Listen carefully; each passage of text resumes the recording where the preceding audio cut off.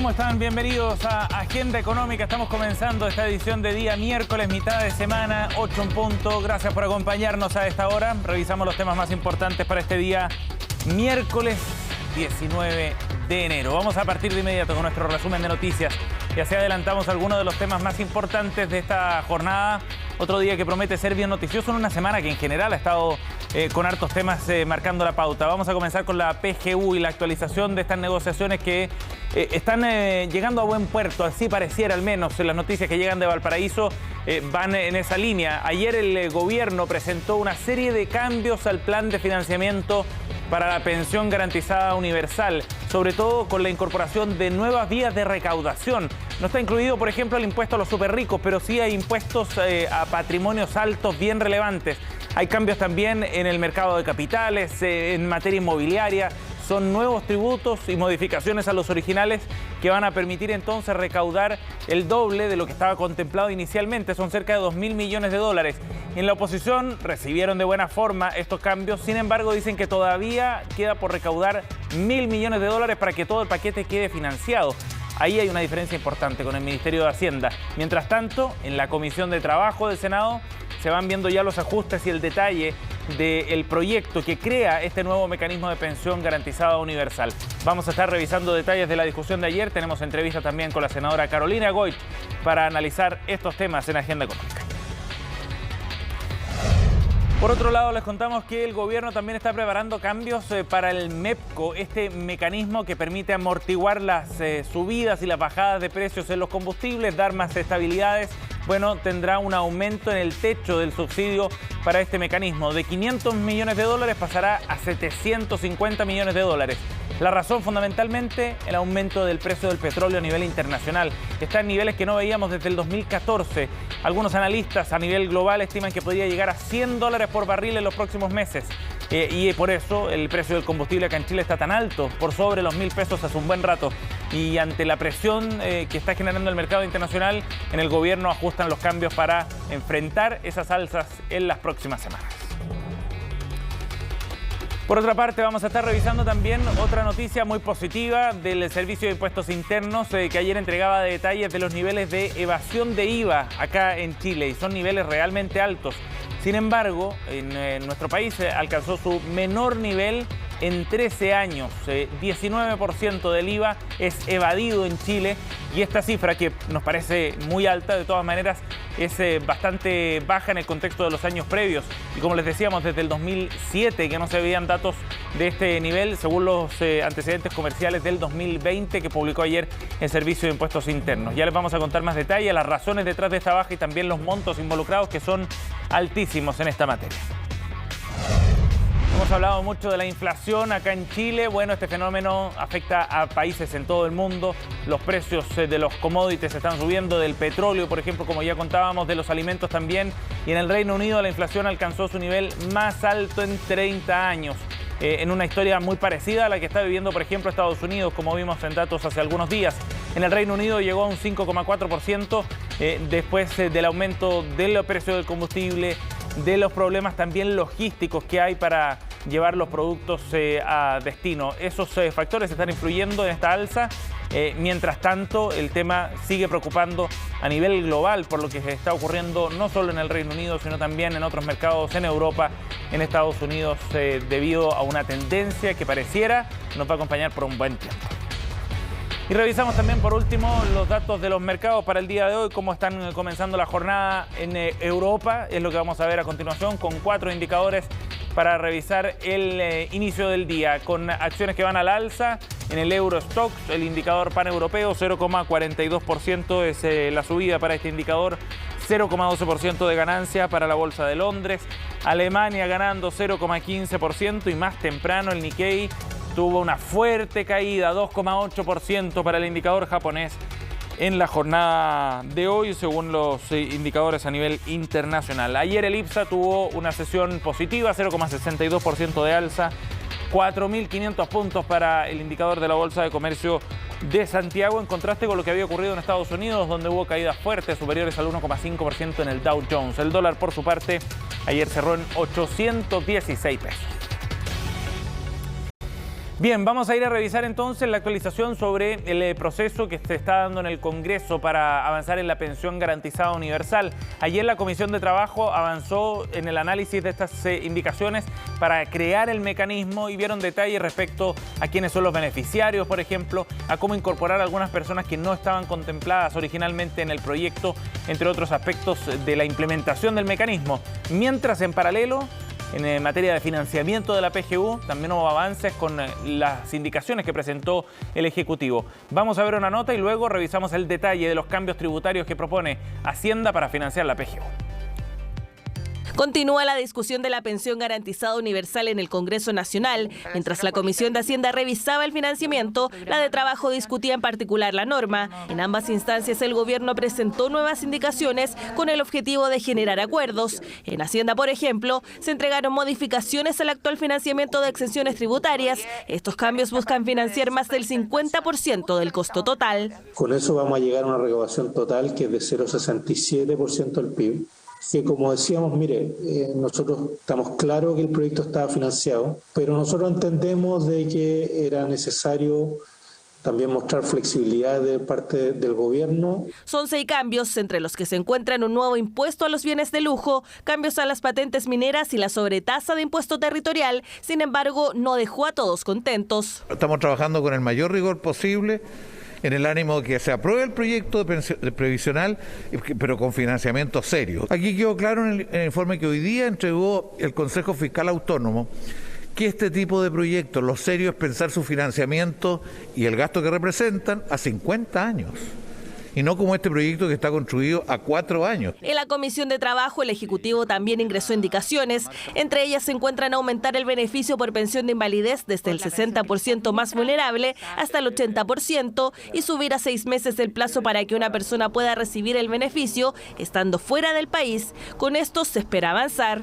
Lo que esperamos es que ambos proyectos puedan estar en la sala del Senado el día lunes y que hagamos una sesión especial y que permita dar certeza a los adultos mayores que están esperando este beneficio que los pagos puedan partir en febrero. Hubo críticas, eso sí, por no incluir a los pensionados por la ley Ballet. Es una odiosa exclusión que el gobierno del presidente Piñera mantiene para las familias que fueron víctimas de la represión de la dictadura, las personas que reciben pensiones o mal llamadas pensiones de reparación. Hemos buscado que las leyes especiales que rigen pensiones, particularmente de reparación, que tienen una naturaleza no solo muy legítima, pero muy distinta, ¿no es cierto?, a las pensiones propiamente tales, no fueran incluidas como algo especial en esta reforma. Pero con esto quiero decir que no es que nos están aumentando las pensiones.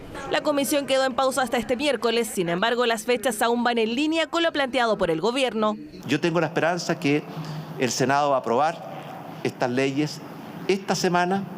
Tengo la esperanza que pueda ser ley de la República la próxima semana y así poder pagar la pensión garantizada universal en el mes de febrero. Así las cosas, los ojos quedan puestos en las últimas definiciones de las comisiones y en lo que pasará en la sala del Senado, donde se conocerá si las nuevas indicaciones lograron los acuerdos.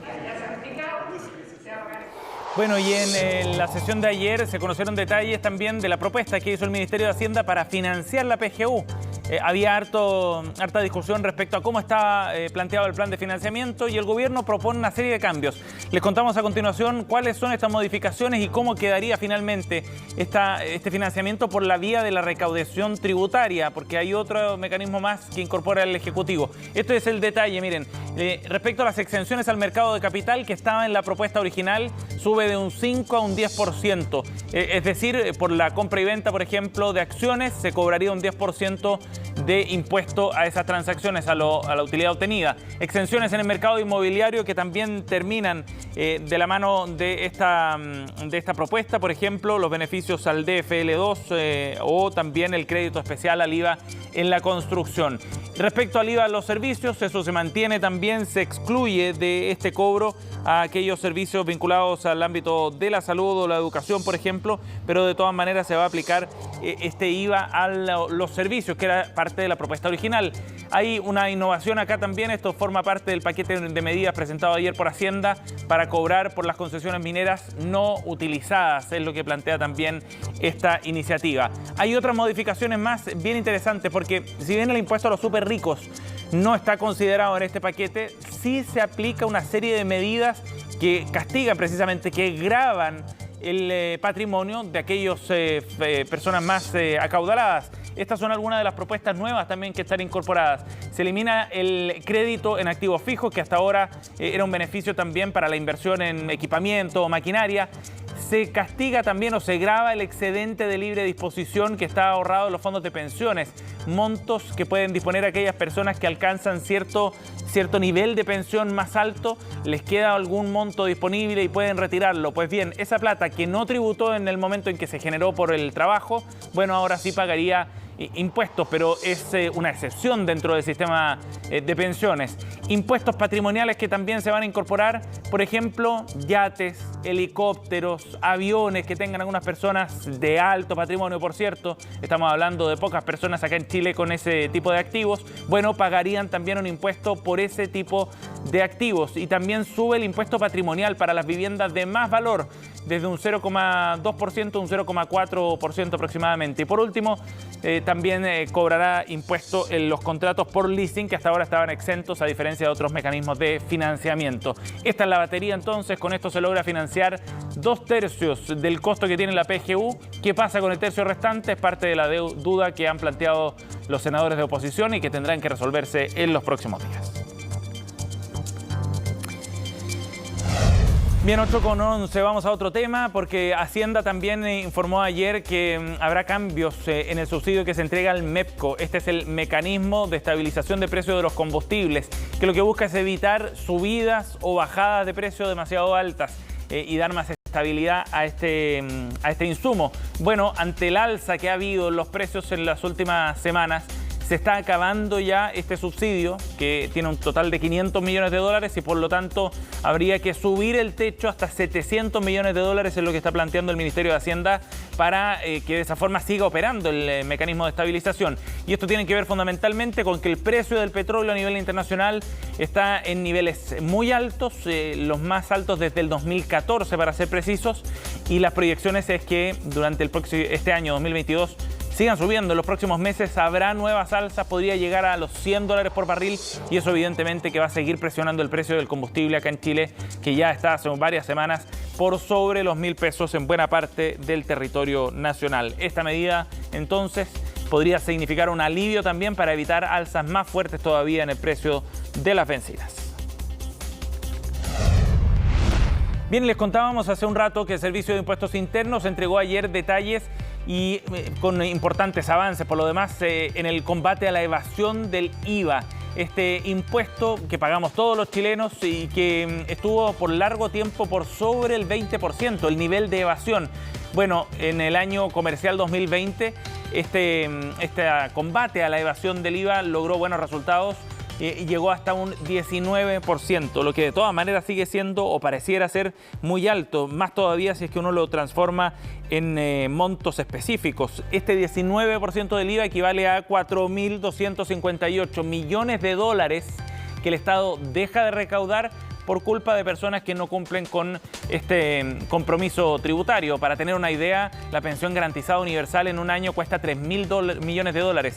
Acá estamos hablando de 4.258 millones evadidos. Es un hito en todo caso, y según lo que contaba Fernando Barraza, el director del Servicio de Impuestos Internos ayer, este era el resultado de un trabajo especial para tratar de combatir la evasión al IVA precisamente, y de esta manera poder cumplir con las obligaciones tributarias de aquellos contribuyentes que no estaban pagándolo hasta ahora. Si cada uno asume como ineludible sus responsabilidades con el país, podremos construir una sociedad más justa, decía el director de Servicio de Impuestos Internos, en parte del llamado que hacía para abordar este tema en un momento en que además se requieren mucho más recursos para ir financiando más gasto social en Chile. Bien, 8:14. Nos vamos a ir a una pausa. Al regreso estaremos conversando con la senadora Carolina Goich respecto al avance de la pensión garantizada universal en el Congreso. Nos vamos al corte y volvemos.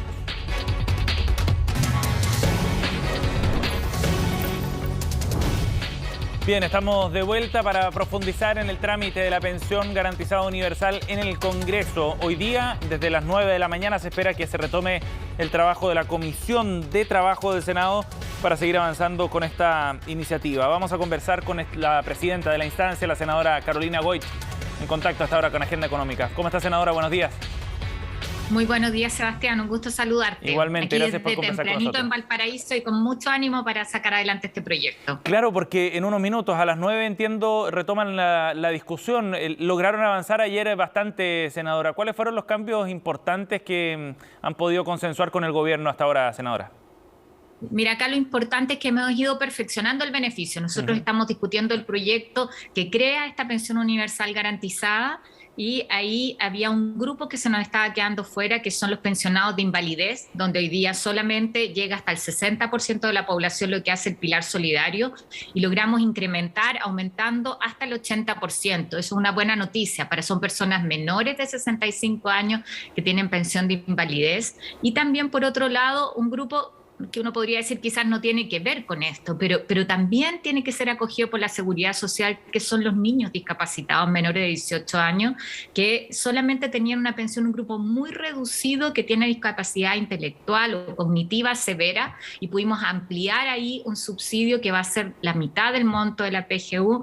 Hoy día es de 77.000 pesos, va a aumentar del orden de 92.500, ¿no es cierto?, para el 60%, y sin discriminar ningún tipo de discapacidad, o sea, toda la discapacidad es severa. Entonces uno dice, son mejoras para un beneficio que ya es relevante, como hemos dicho muchas veces, y esto es bien importante, Sebastián. Lo que va a hacer es reemplazar el pilar solidario, o sea, quienes tienen hoy día una pensión por el pilar solidario o aporte solidario, se les va a complementar hasta llegar a los 185.000 pesos, y va a ingresar el grueso de pensionados de clase media, que son los que están entre el 60 y 80% de la población, que no pueden seguir siendo postergados. Ajá. Senadora, había dudas también respecto a cómo se iba a determinar quiénes podían ser beneficiarios de esta pensión garantizada universal cuando se implemente. ¿Esos temas han ido quedando despejados también? Efectivamente, y hemos hecho mejoras, porque aquí cambia la lógica. Como esto tiende a ser universal, excluye por ahora al 10% mayores ingresos, a diferencia de lo que hacíamos con la focalización que íbamos diciendo, vamos avanzando del 60 al 70 al 80% más vulnerable. Entonces, esto de excluir a los que tienen mayores recursos, en los casos de un adulto mayor puede ser injusto con un adulto mayor, el típico caso de una profesora, ¿no es cierto?, un profesional que invirtió en su casa, que es el principal patrimonio de las familias. Sí. Y eso se le cuenta como parte de su patrimonio, y puedes tener una muy buena casa, pero no tener ingresos, no tener, ¿no es cierto?, las cosas básicas para subsistir en recursos. Día a día. Entonces, lo que hicimos ahí, claro, es excluir la vivienda principal para calcular el patrimonio que tienen estos adultos mayores que están en el 10% de la población, para justamente cautelar que no se dé esa situación. Y algo que fue muy importante cuando nosotros creamos el pilar solidario, es como el principio de la autonomía de ingreso que tiene derecho el adulto mayor. Esto, muy en simple, Sebastián, es que cuando se te calcula el puntaje, no se te asigne el ingreso que tiene tu hijo si es que vives con él, que es una situación muy habitual, ¿no es cierto? Un adulto mayor que vive con su hijo, si el hijo tiene una buena situación, eso no tiene que ver con el derecho al ingreso, a su ingreso propio que tiene el adulto mayor. Claro. Esto, que te lo explico en simple, ¿no es cierto?, tiene por supuesto su bajada en cómo se van a establecer los parámetros para esta exclusión del 10% más rico de la población. Entonces, para resumir, senadora, para ese cálculo, una persona que hoy día está recibiendo una pensión autofinanciada en torno a 200.000 pesos, ¿será ese el parámetro para determinar si está dentro del 10% más rico o no? Y no si es que tiene una propiedad, y no los ingresos de quienes la acompañan en su vida, digamos, en su día a día. Se excluye la vivienda principal, o sea, la que es su residencia. Sí, porque comprenderás que es muy distinto a alguien que tiene, no sé, 3, 4 casas, que tiene un patrimonio que probablemente va a quedar dentro del 10% más rico. Eso sí va a ser considerado. Sí. Perfecto. Senadora, respecto a la discusión sobre financiamiento, ayer también finalmente el gobierno decide retirar del mecanismo de financiamiento el uso del fondo de reserva de pensiones, acogiendo también parte de las reclamaciones que se habían hecho en el inicio del proyecto. Sí, yo eso lo valoro, eso estaba en el proyecto que nos toca ver en la Comisión de Trabajo. Recordar que todo el tema de exenciones que genera el financiamiento está en otro proyecto que se está discutiendo a la par, ¿no es cierto?, en la Comisión de Hacienda. Pero el Fondo de Reserva de Pensiones, que era donde se disminuía el aporte que se hace, es de alguna manera el colchoncito que tenemos como Estado garantizado para el pago de pensiones a futuro. Y sabemos que vamos envejeciendo, aumentamos la esperanza de vida, esa es una buena noticia, pero también significa que se pagan más pensiones, y por eso era tan relevante para nosotros que el gobierno desistiera de esa vía de financiamiento, ya lo había dicho además el Consejo Fiscal Autónomo, y que se avance en algo que yo espero pueda resolverse bien, que es en el aumento vía eliminación de exenciones. Creo que, Sebastián, permíteme decirlo, se ha dado en eso un tono bastante bueno en la conversación, en la discusión. Yo quiero poner eso sobre la mesa porque hemos estado coordinados, gobierno, oposición, todas las indicaciones tiene que presentarlas el gobierno, tú sabes, porque tienen que ver con temas de seguridad social. Hemos estado conversando con el equipo del presidente electo, también Gabriel Boric, porque entendemos que aquí la prioridad a quienes le tenemos que responder es a los adultos mayores. Esta vez, si no lo sacamos adelante, es un fracaso de todos. Senadora, ahora el tiempo corre en contra si es que se quiere empezar a pagar en febrero como pretende el gobierno al menos. ¿Se alcanzará a despachar esta ley ahora en el mes de enero? Sí, mira, nosotros estamos convocados hoy día todo el día, esperamos esta semana zanjar ojalá ambos proyectos, el de financiamiento y el que crea la pensión. Y la Cámara de Diputados ya está convocada para el día miércoles de la próxima semana. Eso nos deja espacio a nosotros, idealmente el lunes, poder verlo en la sala. Y en la medida en que esto sea publicado, que sea ley dentro del mes de enero, se puede empezar a pagar los primeros beneficios en febrero. Ahora, yo siempre he sido de las parlamentarias, las mujeres, que me gusta hablarle con mucha claridad a la gente, hacer un poquito de pedagogía en esto. Lo que se paga en febrero es el complemento de la pensión para quienes están en el pilar solidario. O sea, esa pensión que hoy día es ¿no es cierto?, está alrededor de los 170.000 pesos, ¿no es cierto?, va a llegar a los 185.000 pesos. Es eso, a quienes están en el pilar solidario y a quienes tienen el aporte previsional solidario, que es un complemento para la pensión que han generado con sus propias cotizaciones, a ellos se les va a incrementar también hasta los 185.000 pesos, que esos son montos variables, ¿no es cierto?, sí, porque el aporte solidario tiene también un monto diferente de acuerdo al monto de tu pensión, la que tú generaste con tus propios ahorros, ¿ya? Sí. Ese es el primer grupo que va a ser beneficiado. Sí, senadora, esta discusión ha sido súper larga. Usted fue parte también de las negociaciones que se dieron hace un año atrás o más por la pensión, por la ley de pensiones grande, por una reforma que era mucho más contundente. Al final es probable entonces que se apruebe esta PGU. ¿Qué sensación le deja el llegar a este punto, al cierre del gobierno actual, con una reforma con estas características respecto a lo que se había conversado antes principalmente?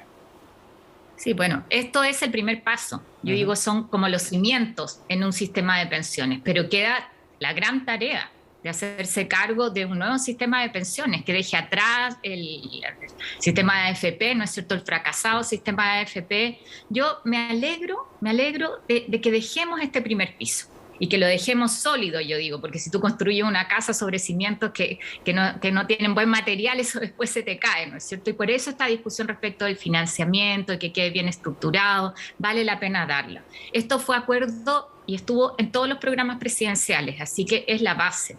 Pero yo, Sebastián, permíteme decirte en términos personales, siento que hay una gran frustración por muchos adultos mayores que esperaban y merecían más, y vamos a haber completado un segundo gobierno de distinto signo político sin haber generado un acuerdo mayor.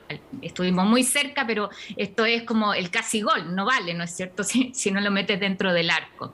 Yo tengo expectativas ahí respecto al próximo gobierno que pueda partir convocando a todos los actores, Sebastián, y generando un gran acuerdo, no solo en el mundo parlamentario, sino también político y social, porque creo que es la única forma de tener una reforma al sistema de pensiones de verdad que permanezca en el tiempo. Pero puede quedar encaminado a partir de esta PGU. Ya veremos lo que ocurre con el debate en los próximos días.